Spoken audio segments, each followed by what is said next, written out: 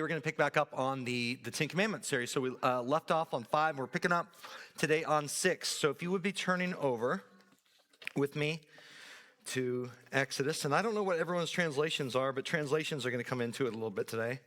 I'm going to read from the New King James at first. Exodus 20 and verse 13. And by the way it reads, just in terms of words, it is one of the shortest commandments. You shall not kill. Now that's the King James Version. So this is basic. We're done here, I think.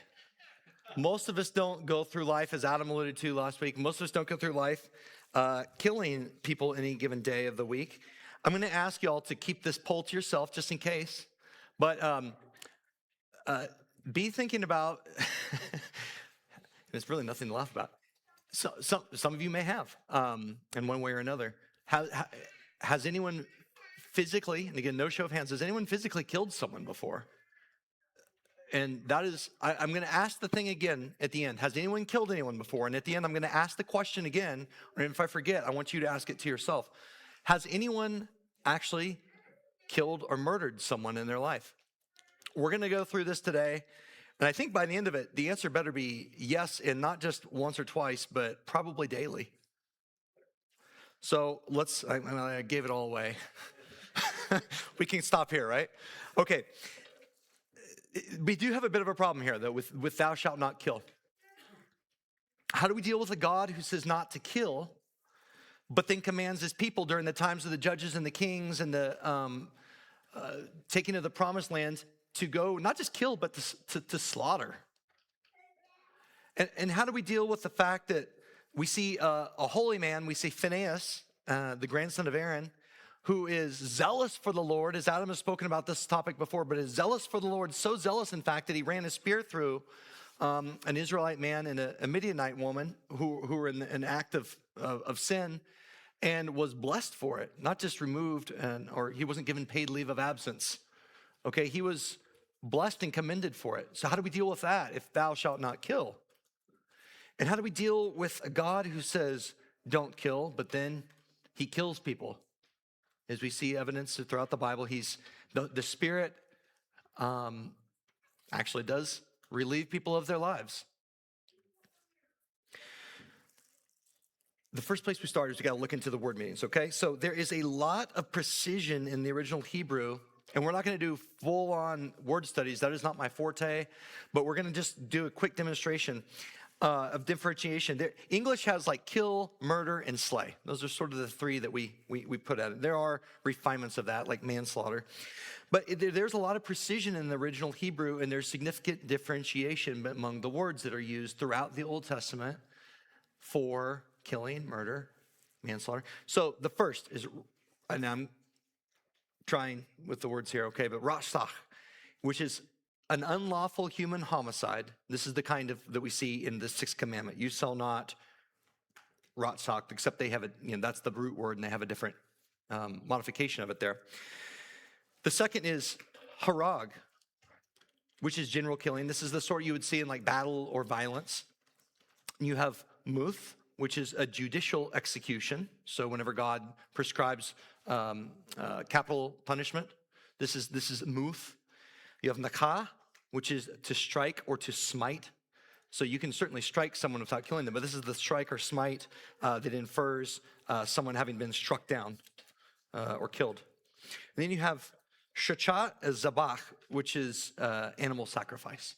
So you have these different forms of killing, and when you look at it in its proper context, thou shalt not kill, which actually gets rendered a lot. You've seen it on tablets and maybe in front of courthouses, or the way they put it in some of the schools, or where you see it publicly posted. You see thou shalt not kill because of the prevalence and the popularity of the King James Version. But is better translated, thou shalt not murder. You shall not murder. This is the ratzach definition. All right. Within the context of murder and us not murdering, it is never black and white. God is a God who understands and realizes that within the context of humans, things can get messy.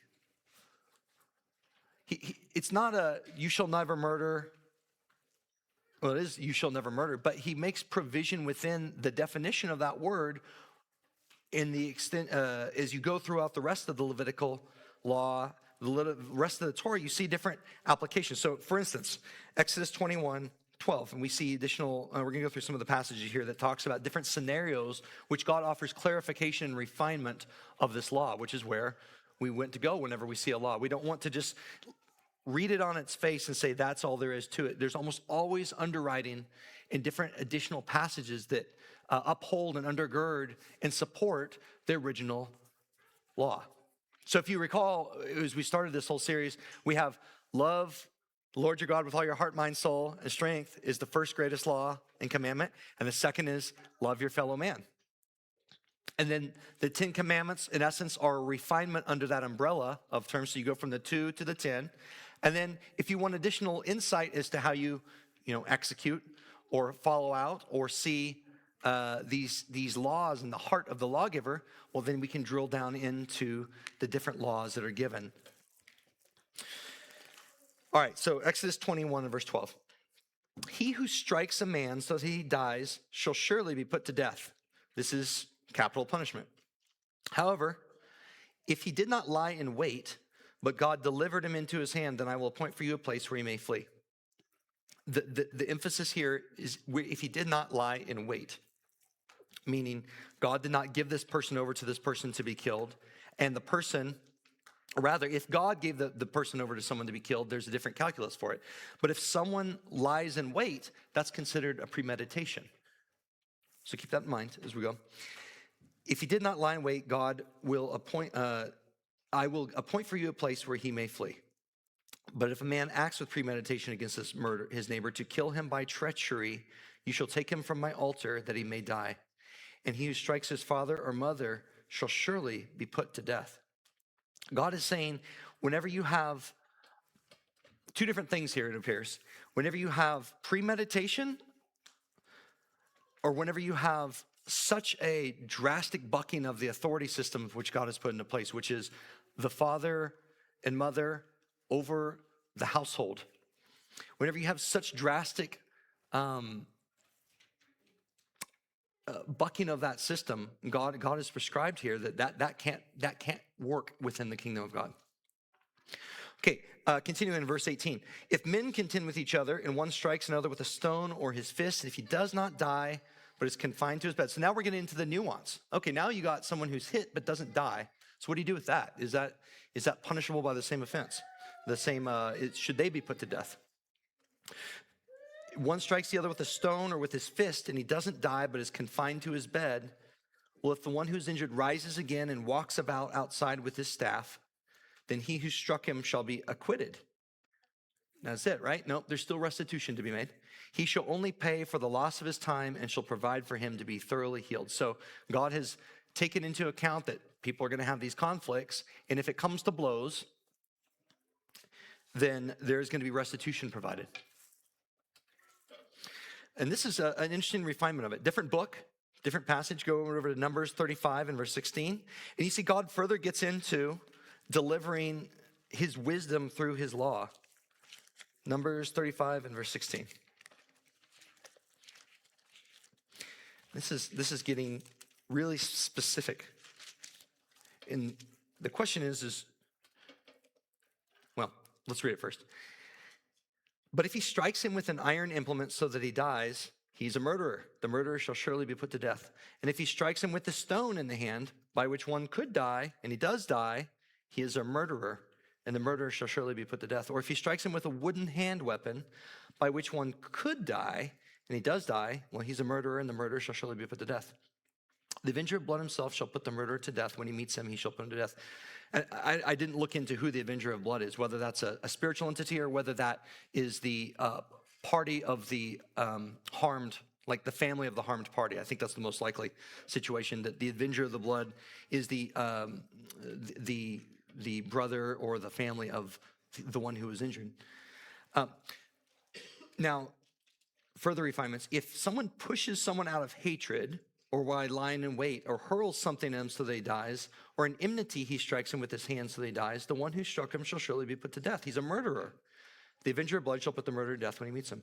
However, if he pushes him suddenly without enmity, or throws anything at him without lying in wait, or uses a stone by which a man could die, but throws it at him without seeing him so that he dies, while he was not his enemy or seeking his harm, then the congregation shall judge between the manslayer and the avenger of blood according to these judgments. So God is making not provision for murder or for killing, but what he's doing is he's showing that there is nuance in each of the applications. There's no blanket rule here. He understands that there are situations, and situations can transpire, but what he's getting at is what's the intent? All right, so murder can be defined as an intentional or a premeditated killing of a fellow human, and I would add in an unauthorized way. It has to be unauthorized according to God and his law, and it has to be the intentional or premeditated killing of a fellow human. This does not make manslaughter a good thing. So manslaughter is where there is no intent or premeditation. It's an accidental killing. I routinely describe to my kids whenever accidents happen, well, an accident happened. That still doesn't mean that the thing's not broken or the thing didn't get hurt. Because quickly what can happen is people will oftentimes say, oh, I didn't mean to hurt him. That was an accident. I didn't mean to hurt my sister. That was an accident. It was an accident. And then walk away like, hands clean, we're good. Someone is still hurt. Someone has still perhaps died. And so God is still honors that, but he understands and recognizes that there's gradients of punishment that come with it. Okay. I alluded to this question earlier. If we define murder, which is how it is defined by all definitions in the Bible, and this is a succinct version, you could probably expand upon this, but if murder can be defined as an intentional or premeditated killing of a human, I don't even say fellow human, but of a human in an unauthorized way, the question is, can God murder?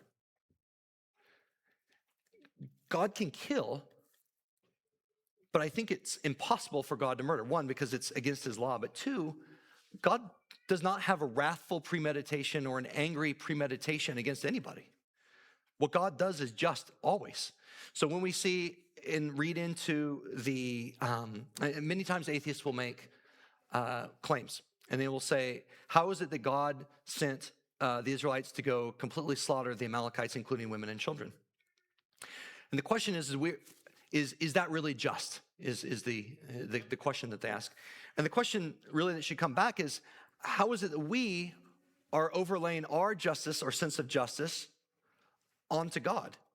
How is that fair? How is it that we are supposed to hold him to a standard by which ourselves cannot even attain perfectly?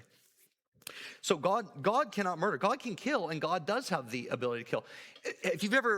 Has anyone ever done pottery on a pottery wheel? I have not. I really want to do that. It's like on my bucket list. I know some of you all have done pottery on a pottery wheel. Maybe not even a pottery wheel, just formed it by hand. Or maybe you've done a piece of art and you're going pretty well, and then you don't like the way it's turned out. You're the artist, you're the potter. Are you justified in throwing away your work if you don't like it? If you don't like the way it's shaped up, if you say, I can't even work with this anymore, it's done. Can you start over? You can, and this is analogous. Now, God does this with infinitely more love than we can possibly imagine. But it's similar, because the potter analogy shouldn't be lost to anyone, but that God can start again without any moral ambiguity on it. God has sovereignty. He is able to do as he pleases in the earth and in heaven. Okay, so I just want to briefly touch on that, because that does get brought up from time to time. So the question is God recognizes that murder happens. But the question for us should be, okay, why? Why does murder happen? So that we can avoid it, right? We don't want to put ourselves in situations where murder can happen, because the commandment again says what? We shall not murder. So let's figure out what it is, the underlying mechanism behind it that causes us to even get to this place in the first place. And then we'll talk a little bit further about what is it really? What is murder? All right. If you'd be turning over to James 4. James 4 and verse 1. James asks this question, and then he answers it under the direction of the Spirit. James 4 and verse 1. What causes quarrels among you? Where do wars and fights come from among you? Do they not come from your desires for pleasure that war in your members? You lust and you do not have. You murder and covet and you cannot obtain. You fight and you war, which is what leads to murder, of course. You ask and you do not receive. And because you ask amiss, that you may spend it on your pleasures. Adulterers and adulteresses, don't you know that friendship with the world is enmity against God? So the first place that murder comes from is friendship with the world. You're wanting the things that the world has to offer. And because you want them, you are willing to go get them however it takes. And then when you see someone else who has the thing and you believe we live in a system that only rewards them, but not me, well, then now it's incumbent upon me to go get the thing from them because they don't deserve it. I deserve it. Treat yourself, right? I'm going to have to treat myself here because I'm worthy of this thing.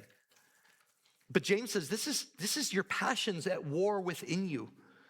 And when you desire and you don't have, what do you do to get it? You murder. And you covet and you can't get it. And so you fight and you quarrel and you fight and you quarrel. But you don't have because you don't properly ask God for it. And then if you are having a mindset on the things of the earth, odds are you're asking amiss. You're asking for the wrong thing. Your heart and mind are set on the wrong thing, and then you're willing to go kill to get it. So the first cause of murder is coveting and desire. Carnal desires, fleshly desires.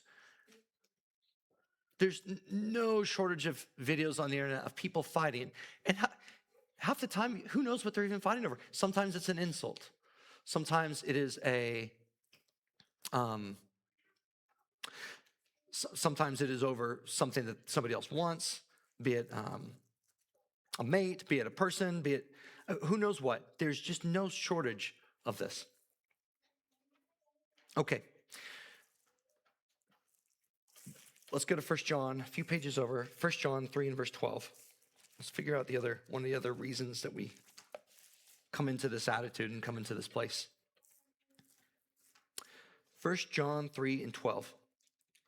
We should not be like Cain, who was of the evil one and murdered his brother. And the question is asked, why did he murder him? And it's because his own deeds were evil, but his brothers were righteous. What is this? It's jealousy and envy, which is related to coveting and desire, but jealousy and envy. When you become extremely jealous of someone or extremely envious of their position, eventually through enough mental machinations, you come to a place where you're willing to relieve them of it through one way or another. And sometimes this actually manifests out in the form of violence, but not always. And if you turn over, or don't even turn over, just go forward 3 verses. Everyone who hates his brother is a murderer, and you know that no murderer has eternal life abiding in him. So the final thing that makes a murderer or causes murder to happen is hatred, an intention of hatred. I think everyone kind of knows this already. But now what we can do is take this as the basis. So let's go look, and we're going to go back to the Sermon on the Mount. This is a part of another series where we covered the Beatitudes. But here it begins to dovetail actually really nicely. So let's go over to the Sermon on the Mount, where we can go to Jesus' teachings to see the law taught in its proper context. So Jesus has, this is going to be Matthew 5.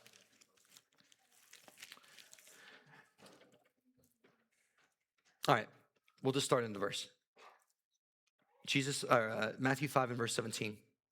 Backing up a little ways, Jesus is qualifying what he's about to say. And he starts in verse 17, do not think that I came to destroy the law or the prophets. I did not come to destroy, but to fulfill. How often do we think destroy but fulfill means I came to destroy? It happens too often.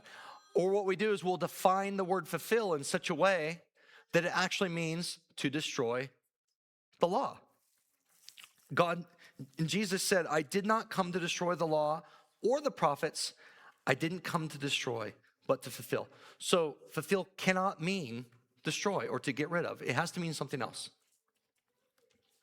For assuredly I say to you, till heaven and earth pass away, one jot or one tittle will by no means pass from the law until all is fulfilled. Therefore, whoever breaks one of the least of these commandments and teaches men so shall be called least in the kingdom of heaven.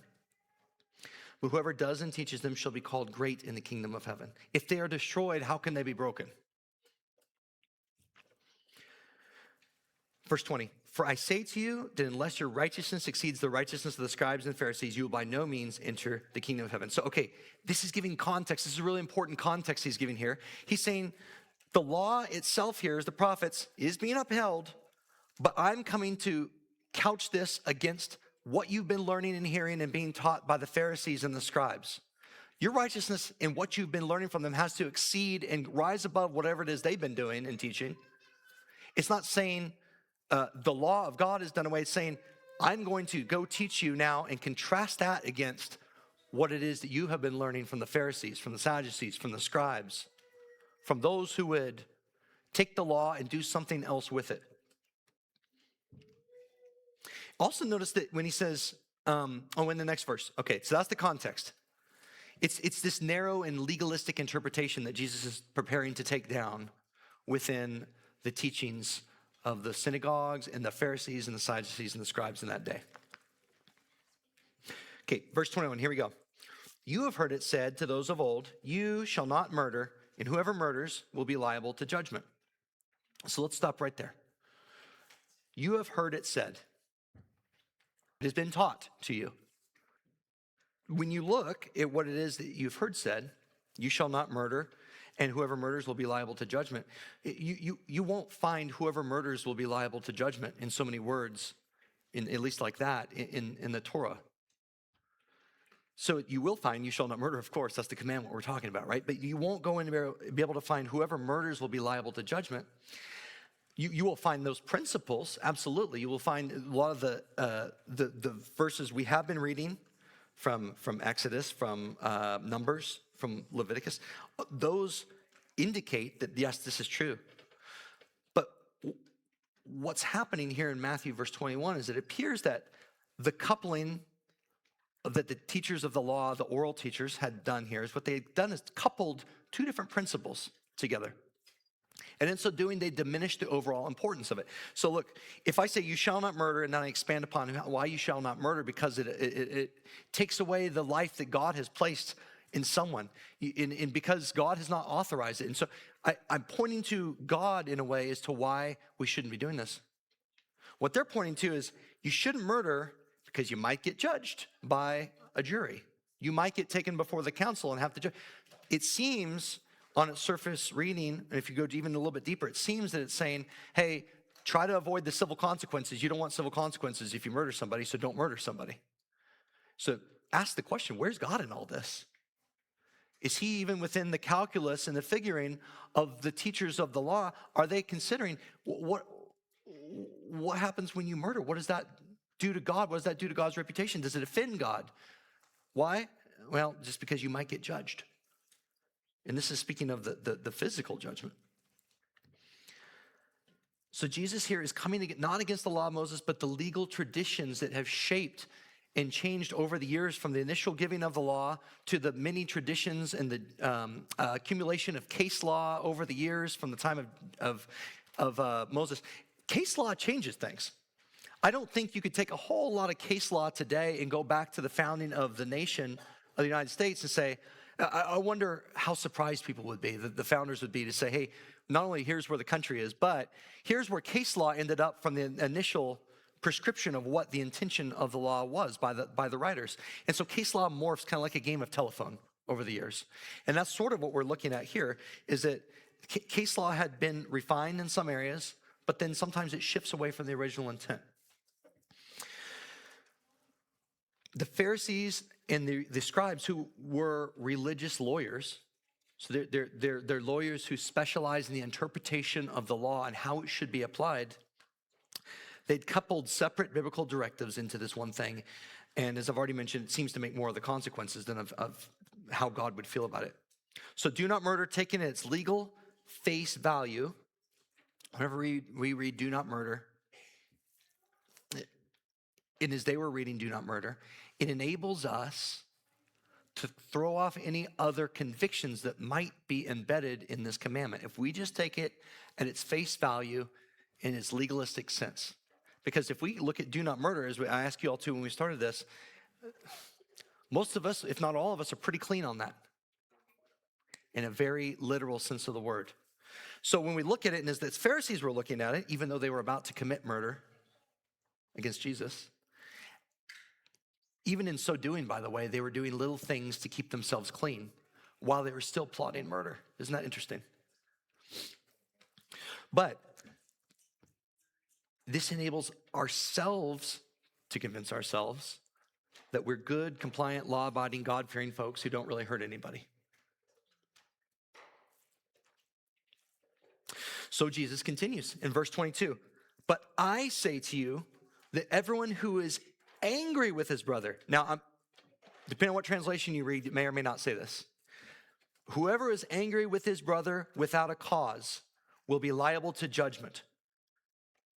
Whoever insults his brother will be liable to the council, and whoever says, you fool, will be liable to the hell of fire. We should start to squirm here a little bit. Because we see right here, it almost seems like Jesus is inventing this out of thin air. Where's this coming from? It says don't murder. And now he's saying don't even insult or say something, don't even get angry? Like, what's the connection? It feels like he's inventing law out of thin air here. And by way of example, it's not really fair if as a parent I tell my kids, hey, no running in church, okay? We don't run in church. Do we run in church? No running in church. But then I see them, I don't know, throw a ball across the room. I didn't tell them don't throw a ball across the room. I told them don't run at church. How is it fair if for a very young kid, I say don't run at church and they throw a ball across the room? How's it fair for me to say, I said don't run at church and you threw a ball, right? Because it wasn't that I wasn't saying don't just run. What I'm really saying is I'm implying and getting at, I'm saying don't run, don't yell, don't stick gum to the wall, don't spit on the floor. Have reverence for the room in which we're assembling to meet God. And have reverence for the room that we're renting from another facility. Have reverence for things that don't belong to you and that aren't yours to destroy as you see fit. What I'm getting at is I'm saying, I'm giving him a term and I'm hoping that over time I impart my heart and load that term up with all the things that surround it and it may imply. I'm trying to communicate the heart. But it's different if I have to explain that to an adult. Adam, don't spit on the floor. Adam, don't stick your gum on the seats. Adam, stop running in the room, Adam. Right? It would be very different if I had to do that. This is what Jesus is actually doing. He is coming in and teaching all the sheep without a shepherd of Israel. Those would be the analogous to the children. He's explaining what he means by don't run in church. But to the Pharisees and the scribes, the experts, the Adams of the room, he's angry at them and condemning them because he has to explain to them what this really means. Isn't my heart apparent? You're an adult. You should know this. You're an expert in the law. Why do I have to explain this to you? You have contract dealings with Allen Heights Baptist. You should know not to stick gum to the wall, right? And so when Jesus is coming in and explaining, he's talking to two different groups. He's talking to those who don't know any better because they've been taught and led astray. And he's talking to the Pharisees and scribes who absolutely should know better. In another passage, I believe he says, are you, when he's talking to Nicodemus, he says, aren't you an expert in the law and a teacher of all Israel? Shouldn't you know these things? And so, where is all this in the law? Whenever he's saying, talking about insulting or calling names or being angry at your brother, whether you do or don't have a cause. Let's just use let me rewind a little bit. Matthew 5:22, some versions don't have being angry at your brother without a cause. Without a cause is omitted, so that makes it even more challenging. Whoever is even angry with his brother will be liable to the judgment. So we like to hang on that clause that gives us a bit of a safety relief valve in a way. Well, I have a cause to be angry. But not every version has that, and maybe we don't. Maybe we hang on that too much. And by the end of this, I'll expect, whether that's in there or not, it doesn't make a whole lot of difference to us. And you'll see why. So the question is, where in the law is it that Jesus is if he's not pulling this out of thin air, if he's not inventing this out of whole cloth on how murder actually, what it really means, do not murder, where's it coming from? Actually, we already read some of it. We may have missed it, but I want to show you that. Did you notice when we read Deuteronomy 19, or maybe we didn't read this, I can't remember. Let me look. No, we read Numbers earlier. So let's go over to Leviticus. It's in the other passages we already read as well. It's implied. Let's go over to Deuteronomy 19 and verse 4.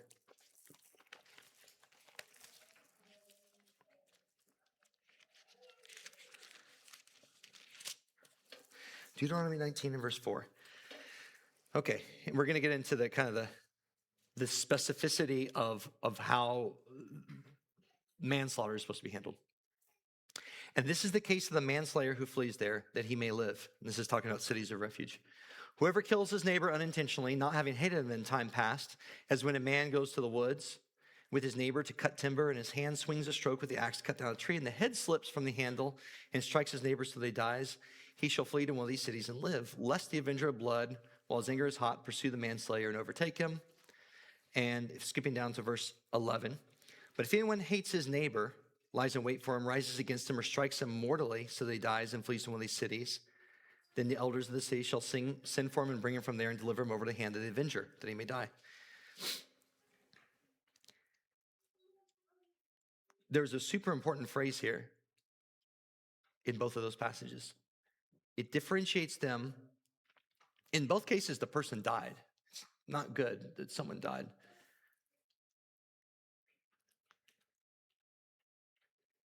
The factor that I see is that it says, not having hated him in time past. What can we get from that? Whoever kills his neighbor unintentionally, not having hated him in time past. And then it concludes in verse 6, saying the same thing. Though he was, lest the avenger of blood, while his anger is hot, pursue the manslayer and overtake him because the way is long, and kill him, though he was not deserving of death, since he had not hated the victim in time past. That's super significant. Because what Jesus is saying is that the hate that someone has in their heart towards someone is a clue as to whether someone can or cannot be even considered a murderer. It is, in a way, it's prima facie, on its face evidence here, that if someone has killed someone, well, we can go back and look. Has this guy expressed hatred of this guy in the past? Was there ever hatred? Did he write him a nasty letter? Did he slander him on Facebook? Did he yell at him in public? Did he scream at him about something in, I don't know, chariot traffic or something? Was there screaming and hatred taking place in some way, shape, or form demonstrably in the past? Because guess what? That informs now how you will be dealt with. And I think that's interesting because it's starting to get to the base of what it is here. In Deuteronomy 19, verse 11, if anyone hates his neighbor and lies in wait for him, this is the seed of it. The seed of all these behaviors that end up in someone dying, short of an accident, which would be considered manslaughter, it is hatred. Jesus is saying, stay away from the hatred altogether, because sometimes that will manifest in a killing or a murder, as we defined it, and other times that might manifest in the ways I'm about to tell you about. And that's why Jesus can go and say, I say to you that anyone who's even angry with his brother will be liable to judgment. Whoever insults his brother will be liable to the council, and whoever says, you fool, will be liable to hellfire. This is drawing on that Levitical law that says, hey, you've demonstrated hate for your brother. You are now subject to the judgment because someone has died and now your motives are suspicious. And Jesus is saying, get rid of all the things that would even lead to those motives. Don't even have them in your heart.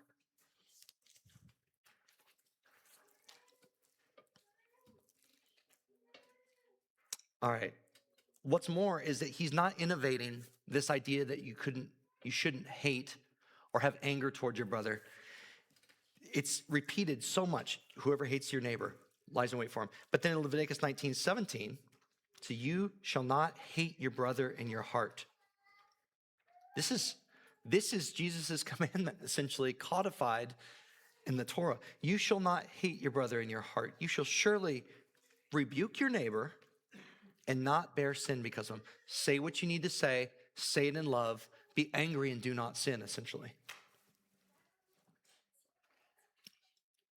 And not only should you not sin because of him, you shall not take vengeance, nor bear any grudge against the children of your people, but you shall love your neighbor as yourself. I am Yahweh.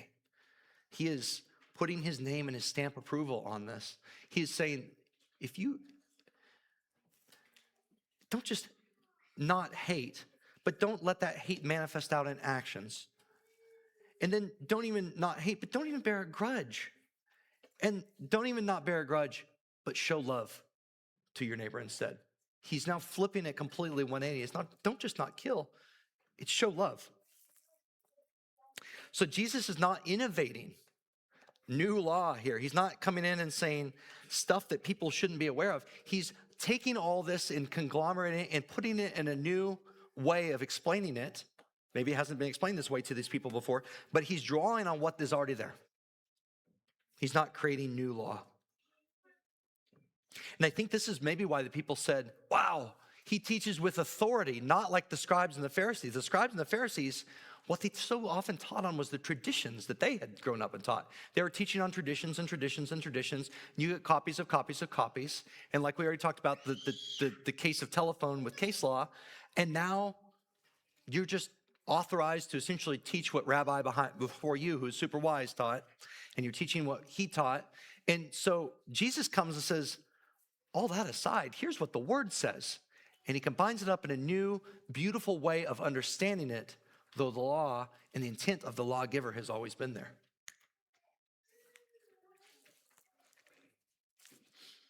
Psalm 101 verse 5 says, whoever secretly slanders his neighbor, him I will destroy.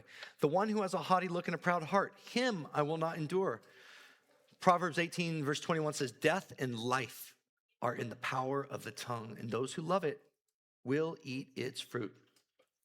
So it's saying here, look, a lot of people think whatever words I speak, whatever, they go into the ether and that comes back as some energy that then manifests this other thing. No.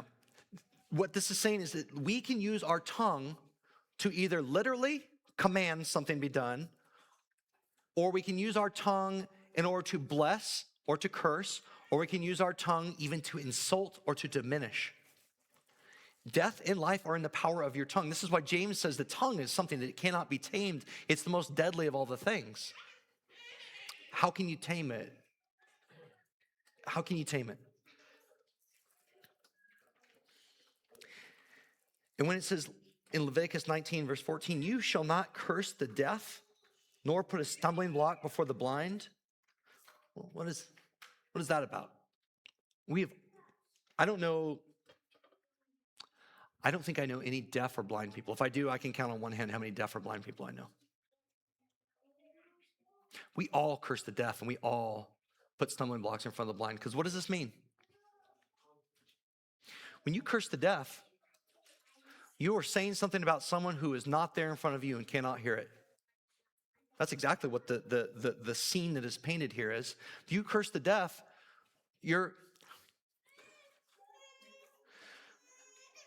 they don't hear it, but you're thinking it in your heart. You're saying it. It's coming out even if they don't hear it. When you put a stumbling block in front of the blind, you are laying something down in front of someone who doesn't know it's even there. You're doing it out of cruelty. You're doing it out of what's coming out of your heart. These are the things that Jesus is drawing on when he's teaching that even words of anger, words of contempt, words of insult, words diminishing each other, words that take down another image bearer of God, these are classified as murder. Because you can kill someone, you can murder someone in ways besides just taking their life. You can destroy, like you've seen it on the internet memes, like this guy destroys the libs with whatever it's like. So you can destroy someone with your words. You can go just so obliterate them with your insults or your takedowns. You can go after someone's character. this is happening in the public square right now. If you haven't been paying attention to the Candace Owens saga, she has gone so far off into the realms of accusations and just outright speculation, well, just asking questions with assertions, that she's absolutely slandering and dragging someone's character through the mud. She's character assassination is what it is. And I'm not even debating whether she's right or wrong. I don't think she is, but like, even if you feel like she might, what she's doing is she's publicly assassinating someone's character. This is something that God is saying, absolutely do not do this, because you can through anger, through jealousy, through whatever of these things we've already gone over, it can result in you publicly outlashing and just completely dragging someone through the mud. This is a destruction to their reputation, because many people will believe it. And so this is also qualified as murder. The point is that verbal abuse, murder, they all come from the same place. The seed of all of these things, however it manifests, is what's going on in our heart. That was always the intent of everything that was taught in the Sermon on the Mount, if you recall. It's all about heart posture. That's everything that we can do. What the law points to is, at its surface, we might be okay, but below, it's always about our heart. And the heart posture says that if you even are angry at someone, this is the seed that germinates, that becomes, anger becomes wrath. Wrath becomes plotting. Plotting becomes verbal destruction or actual physical destruction towards somebody else.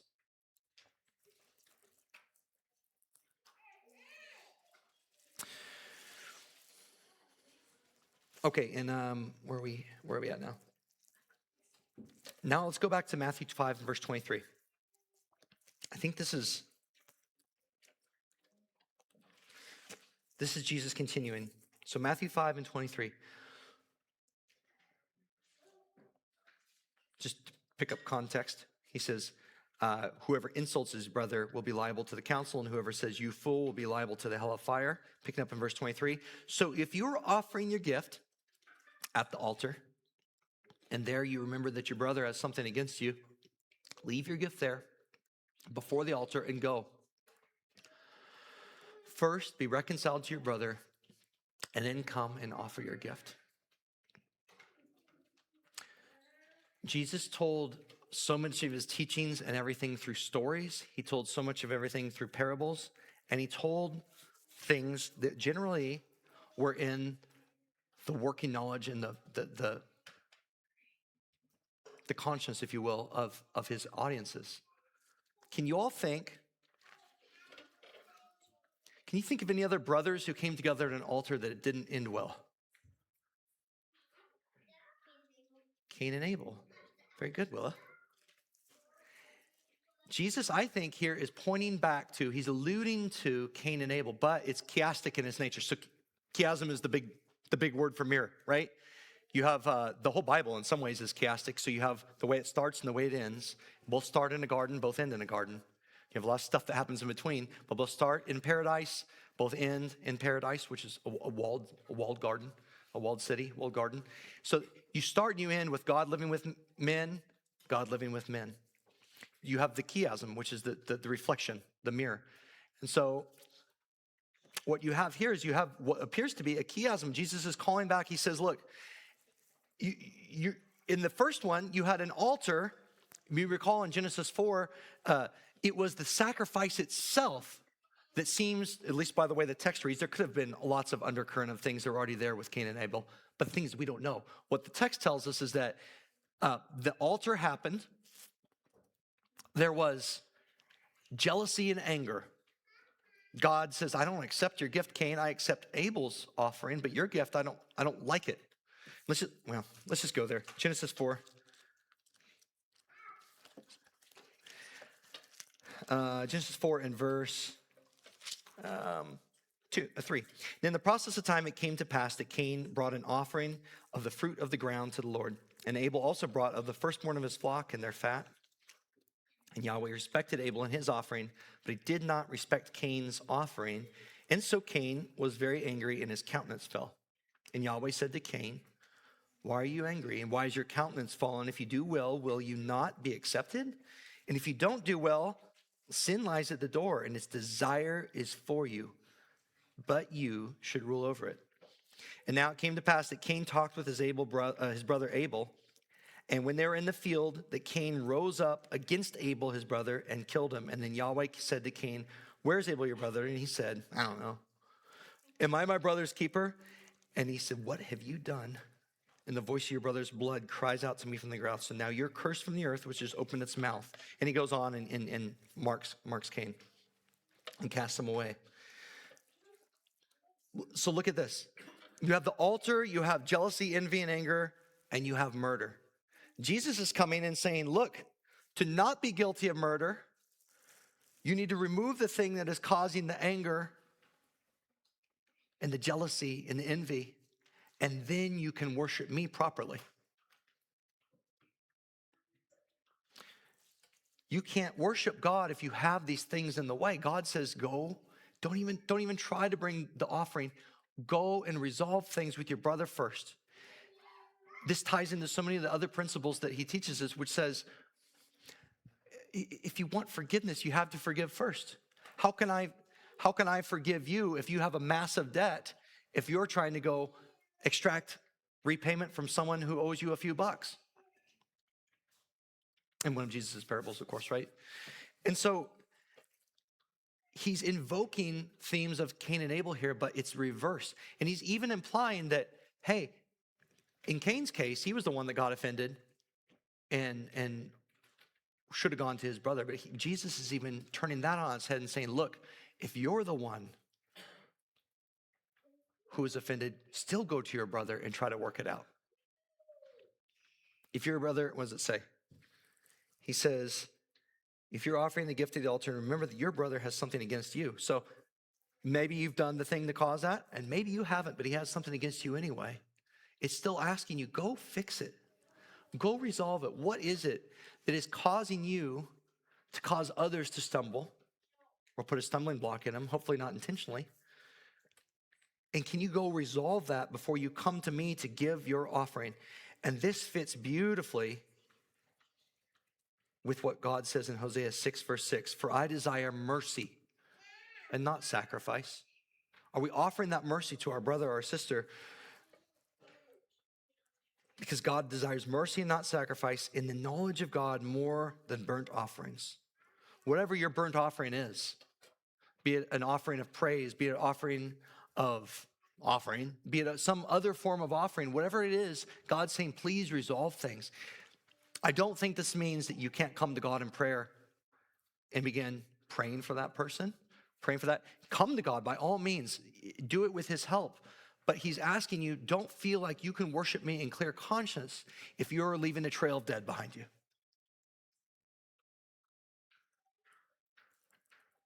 If improper worship leads to anger and eventually murder, then reconciling with your brother is what you need to have before you can properly worship before God.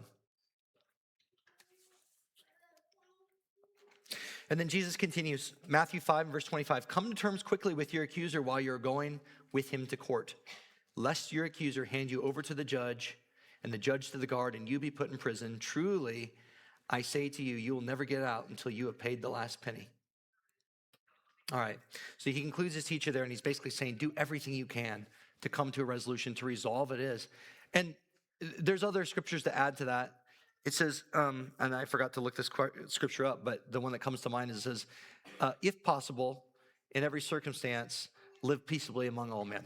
I believe it was Paul that was telling other people to say, if it's possible, do what you can to live peaceably among men. That grants that we can't always. We can do our part, but we can't always change their heart or their mind towards us. But we can put it out there and do our part to resolve the conflict or the tension.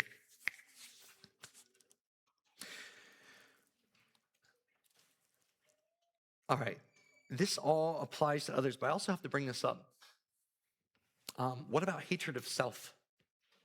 There can be self-loathing, and self-loathing can lead to murder. It's called suicide. If you hate yourself enough to want to kill yourself, we're told this hate is wrong as well. So if you feel like that hate is in you, or it persists and comes and goes and ebbs and flows, this is something also to ask God to help you work through within yourself. And I don't know how to go to the person. I think it'd probably be an inner dialogue, and that's why you're asking God to reveal what it is in my heart. But so often I think the solution for that is contentedness. Are you content with what God had in his perfect provision and his perfect knowledge and his perfect ability to create us? Are you content with what he's given you? Because if we're not, so often what we do is we compare and we look and see what others have. Like the verses we read earlier, we'll look and compare ourselves to others. And that can oftentimes result in a hatred, maybe not towards them, but towards ourselves. And that manifests in, very sadly and unfortunately, in murderous tendencies sometimes. God is saying none of that has a place in the hearts of the believer. And it's not that we don't struggle with it, which we grapple with these things daily, the hatred externally, the hatred, maybe if it's being applied internally. These are things we grapple with and must overcome, but God is able to help us through that. But I think what he's saying is don't not come to God and ask him to help you through these, or don't come to God and he's not saying don't ask me for help in overcoming these situations when he says leave your offering. I think what he's saying is if you believe your worship is pure, but you have this, think again and go resolve that before you come and think, I am pure in conscience and clean in conscience and clean in heart and mind. So we are to be angry and not sin. Ooh, what's that look like? How do we do that? The Bible tells us be angry and do not sin. And the thing about that is that the only way that I can see biblically is that we are to learn to hate only the sin, never the sinner. And now this is difficult. If I had this figured out, I'd give you the how-to. Maybe some of y'all can explain to us how to do the how-to. But I think it does require going through some maybe even mental tricks or mental discussions, learning how to separate that. Because so often what we do is we see the sin that was done against us, and we see the face of the person who did it against us when we think of that sin. Or we think of who wronged us and what their motives and intentions were when we think of the sin itself.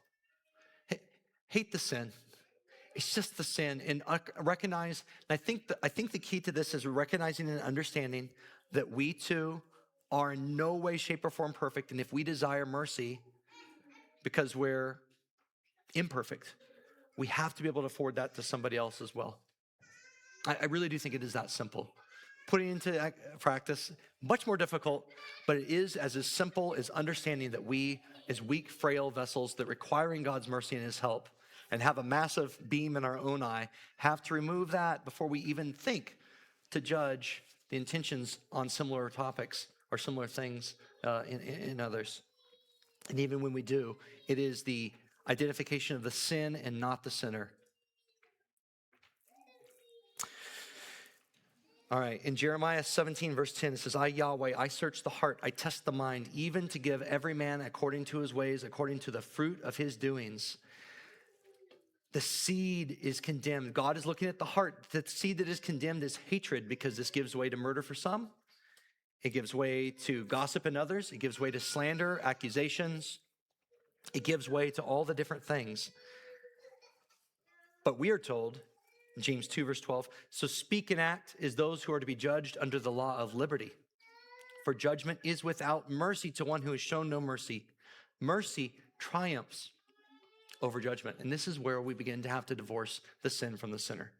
We allocate mercy towards the sinner, and we can judge the sin, but we allocate mercy towards the sinner. All right.